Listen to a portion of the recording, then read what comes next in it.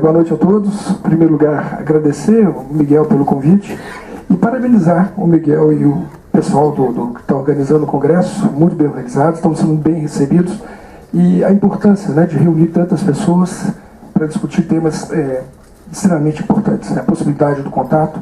Acho que essa empreitada, esse esforço que se leva a cabo é importantíssimo para todos nós, principalmente brasileiros, né? Nós nos encontramos muito mais na Argentina do que propriamente no Brasil. Parabéns a Miguel e o pessoal do Congresso. Valeu.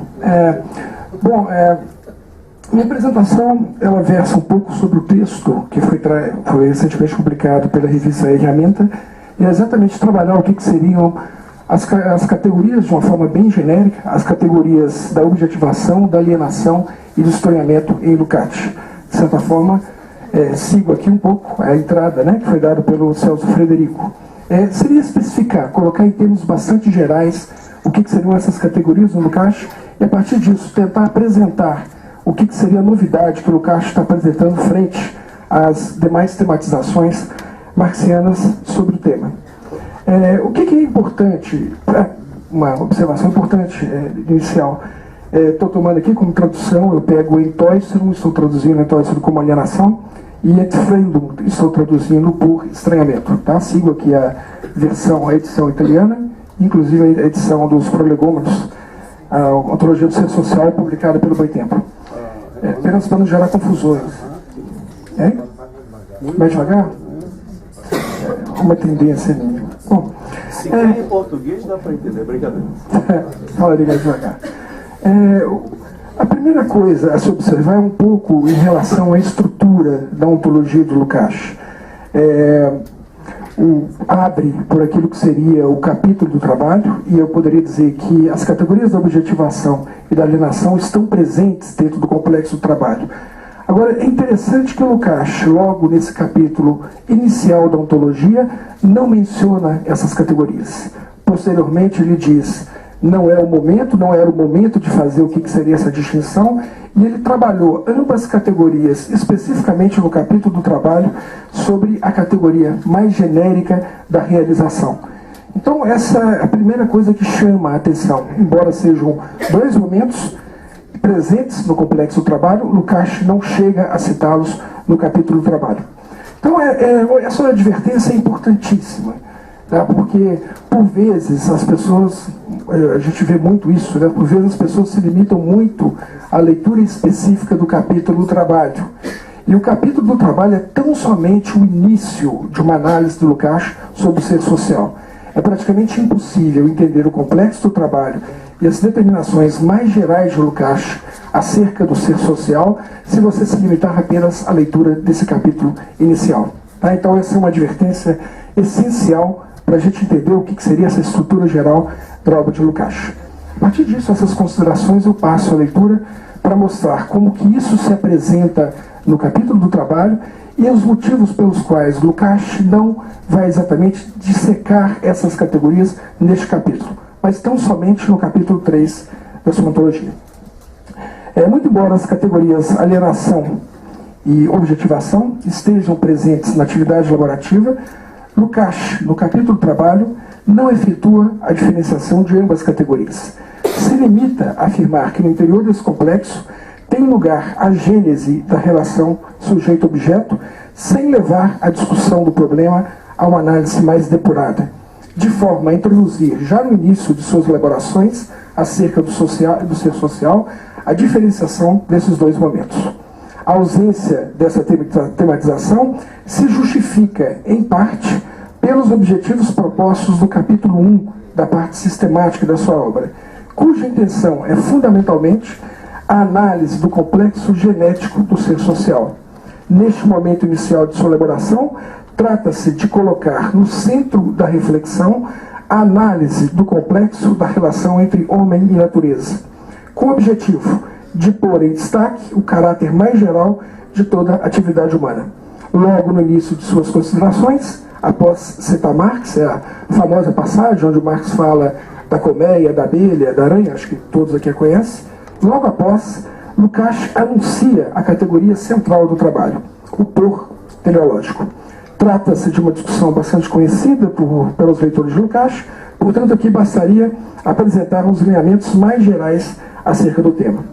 A correta compreensão da atuação da teleologia no âmbito do ser social envolve necessariamente a noção de relação indissociável com a categoria da causalidade. E, nesse sentido, só podemos falar da existência real e concreta da teleologia enquanto teleologia posta como realização efetiva da realidade. O produto final do trabalho aparece como síntese entre o movimento causal da natureza e o relacionamento teleologicamente estabelecido pela atividade do homem, de forma que o objeto produzido é a expressão da superação da heterogeneidade entre teleologia e causalidade. É o por teleológico entendido como complexos categorias específicas da atividade humana que fornece um meio pelo qual o homem se diferencia radicalmente dos limites estáticos do movimento característico da natureza, do determinismo da necessidade natural. Mais devagar. Está muito rápido? O por teleológico implica sempre a ação de uma subjetividade direta em relação com a objetividade. No caso do trabalho, esta objetividade aparece como os nexos causais da natureza, como determinações materiais dos objetos que devem ser apreendidos e corretamente manuseados para que se possa realizar as finalidades que movem o fazer dos homens. Esse constitui, em termos bem genéricos, a dimensão objetiva do trabalho. Porém, Lukács evidencia no trabalho uma dupla dinâmica do processo do devir homem do homem. A dimensão objetiva, que já é descrita por nós, e a dimensão subjetiva. Em relação a essa última, Lukács destaca que, ao trabalhar, todas as faculdades do homem que são mobilizadas devem estar sempre orientadas substancialmente em direção ao exterior, em direção à dominação efetiva e à transformação material do objeto natural através do trabalho. Quando o dever ser, como inevitável, são citações de Lukács, apela para determinados aspectos da interioridade do sujeito, as suas demandas tendem a fazer com que as mudanças no interior do homem forneçam um veículo para melhor dominar a relação orgânica com a natureza. A dupla ordem de exigências existentes no trabalho conduz à transformação do comportamento do homem, pois o êxito de sua atividade depende da capacidade de disciplinar e adequar seus atos e sensações, para que possa responder efetivamente não apenas à finalidade, mas também para que possa controlar a própria legalidade dos nexos e leis que regem seus objetos e elementos naturais com os quais lida no decorrer da atividade. O trabalho implica, concomitantemente à transformação do elemento natural, a transformação do próprio sujeito que trabalha. O homem, ao transformar a natureza, transforma a sua própria natureza. É essa dimensão subjetiva que é importante para destacar exatamente aquilo que Lukács vai retomar no capítulo 3 da sua ontologia. Na seção A Ontologia do Momento Ideal, capítulo 3, o momento ideal e a ideologia, Lukács retoma essa discussão e introduz a análise das categorias objetivação e alienação. O momento objetivo analisado no capítulo do trabalho, por nós aqui apenas aludido, é analisado nesse instante de suas elaborações por meio da categoria objetivação, enquanto o momento subjetivo é pensado por meio da categoria alienação. Para Lukács, a unidade efetiva do ato da objetivação e da alienação, estamos diante do complexo essencial da subjetividade e objetividade. O que é interessante é essa dimensão que é importante de apontar, e eu insisto nessa tese.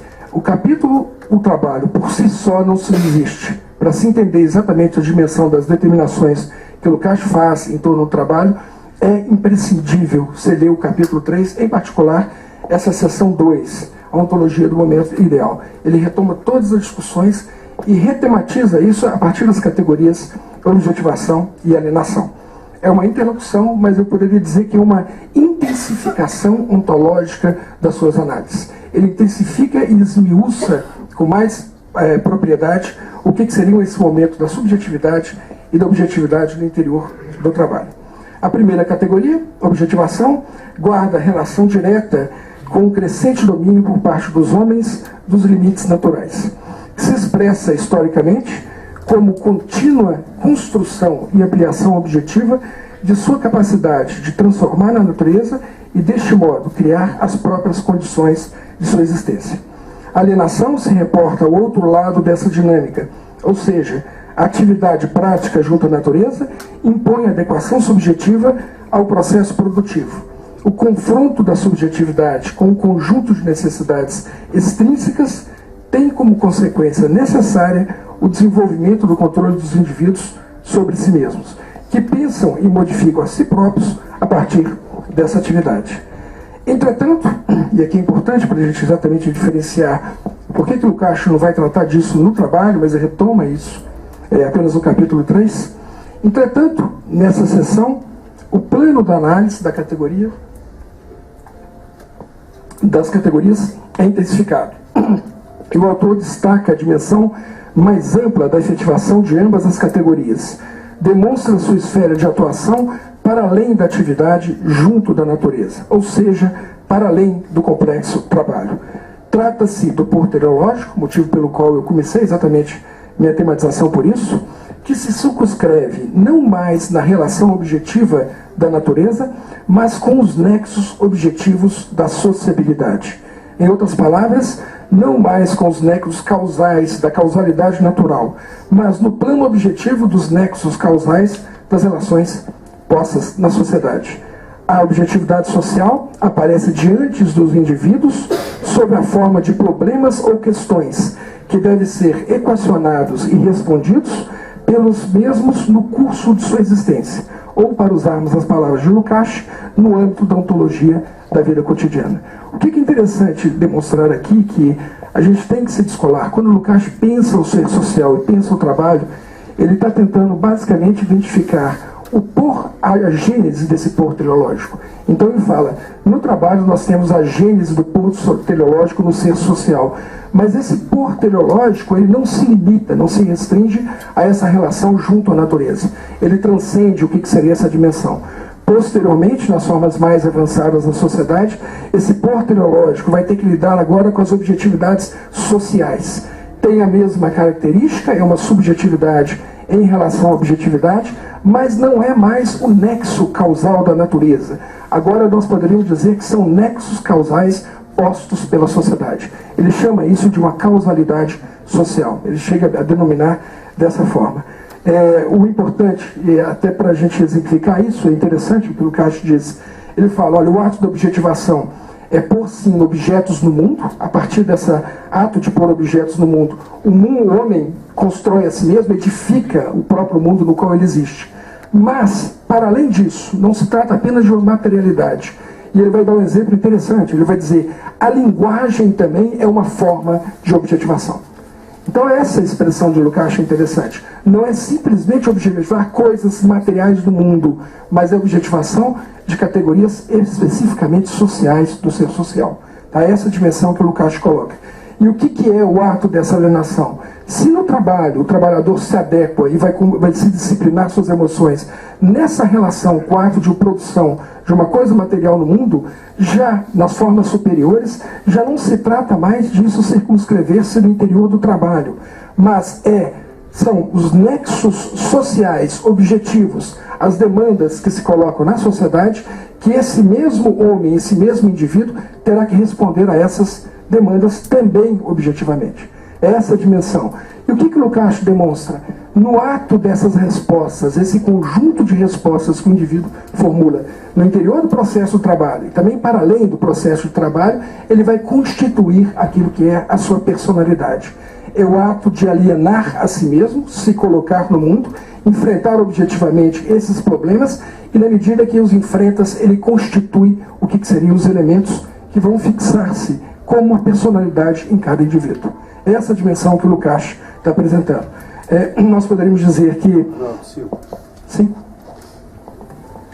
Estou falando depressa mesmo? Não, meu Deus. São 47 anos aprendendo a falar. Essa velocidade é difícil retomar mais lentamente. Bom, o que é interessante figurar nessa discussão do Lukács é que, ao discutir isso, ele vai mostrar dois momentos, e é o modo que ele vai introduzir a discussão do estranhamento. Ele localiza, ele fala, embora sejam dois momentos unificados no interior de um único ato, nesse ato de objetivação e da alienação, ele diz que existe uma descontinuidade entre os outros. O fato de se objetivar alguma coisa no mundo, quer no campo social, quer no campo do trabalho, não implica de uma forma imediata aquilo que seria essa formação da subjetividade. Há uma descontinuidade entre esses dois processos. E o Lukács ele vai exatamente estabelecer os fundamentos dessa descontinuidade. Primeiro, diz Lukács, perdão, a descontinuidade do processo se justifica pelo fato de alienação, diferentemente da objetivação, que efetivando algo no mundo se reporta de modo mais imediato à totalidade da produção social, permanecer ligada ao ato singular do por e se dirigir à interioridade do indivíduo. Então o que ele diz? Olha, na objetivação você tem o que seria essa participação mais direta da totalidade social. Se você objetiva alguma coisa no mundo, principalmente no plano material, essa coisa se realiza de uma forma mais imediata. No plano da subjetividade, para que essa coisa se dê, é um processo muito mais descontínuo. Não se trata de colocar alguma coisa no mundo, e na medida em que eu produzo objetos, eu constituo o meu mundo e intensifico aquilo que seria o afastamento das barreiras naturais. Tema importantíssimo para Lukács.